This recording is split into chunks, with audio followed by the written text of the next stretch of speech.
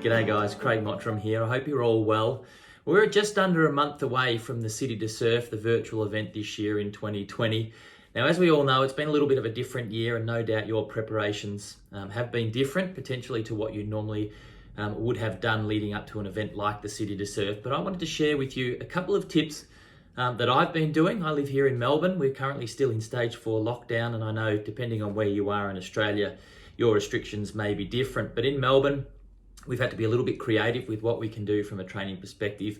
And I just wanted to share with you a few of the tips that I've been doing myself personally to stay fit and healthy, but also with my athletes in their preparation for various events, whatever that may look like. And I'm going to start by keeping it really simple. How do you prepare to go out for a run? Whether it's at 6 o'clock in the morning or whether it's 5 p.m. at night or whatever it is, the preparation should remain the same. And for me, that's always making sure that I've got something gentle in my stomach. So it might be a piece of toast, maybe a cup of tea, something like that, but keep it familiar every day so that it's usual for you, so that your body's used to whatever it is that you're putting into it to give it a little bit of fuel for exercise.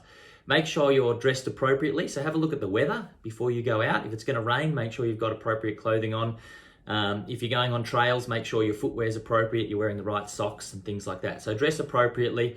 And secondly, take something with you in case you need a device with you, in case you need to notify someone of where you're at. So maybe you have an issue while you're out running, or you get stuck somewhere or whatever, and you need to notify someone. So there's just 3 simple tips to help you prepare for a run. And then last thing, before you go out the door, make sure you go out in the right mindset. You want to go out and have fun and enjoy your running. There's no reason to go out in a negative mindset, although sometimes you might start in a negative mindset and hopefully you finish in one. But the idea behind going out, going running and training for an event like this City2Surf is to actually get out, do some exercise and feel better about yourself and enjoy the process.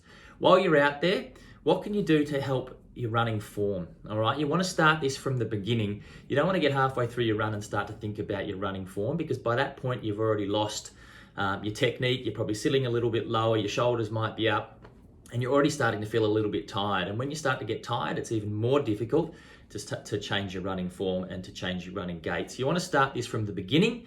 Now, everybody's different, so there's no perfect running form, but what you want to do is find the form that suits you. So for me, I'm a 4-foot striker, which means I land on the front half of my foot, and then my heel comes down and taps the ground and then moves forward. Some of you may be heel strikers. That's entirely fine. It just depends on how you move and your running biomechanics.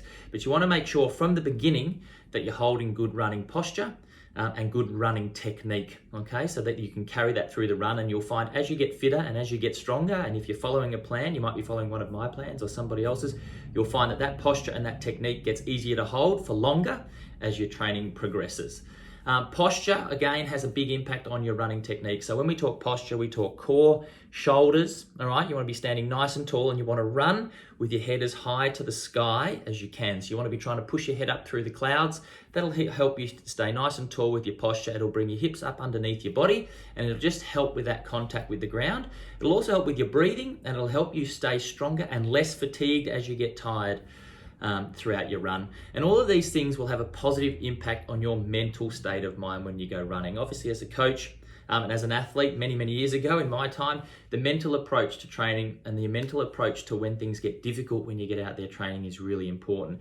But if you can pick up a couple of triggers, it might be your running technique in terms of how you make contact with the ground, the way you strike the ground. It may be making sure you've got good posture and head up to the sky. All of those things are just going to help you keep engaged with the running training that you're doing, or the run walk training that you're doing, depending on how you're going.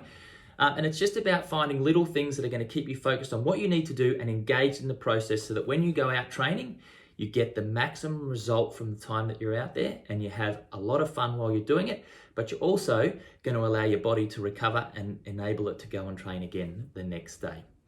That's about all I'll give you for now. I want you to get out, go for your run, go for your walk, do whatever it is you're doing. But most importantly, have fun and think about those couple of tips along the way. Posture, foot strike, go out with a positive mindset, and most importantly, enjoy your run. Get out, guys. I look forward to seeing you again in a couple of videos in the lead up to this virtual City2Surf in 2020. Enjoy.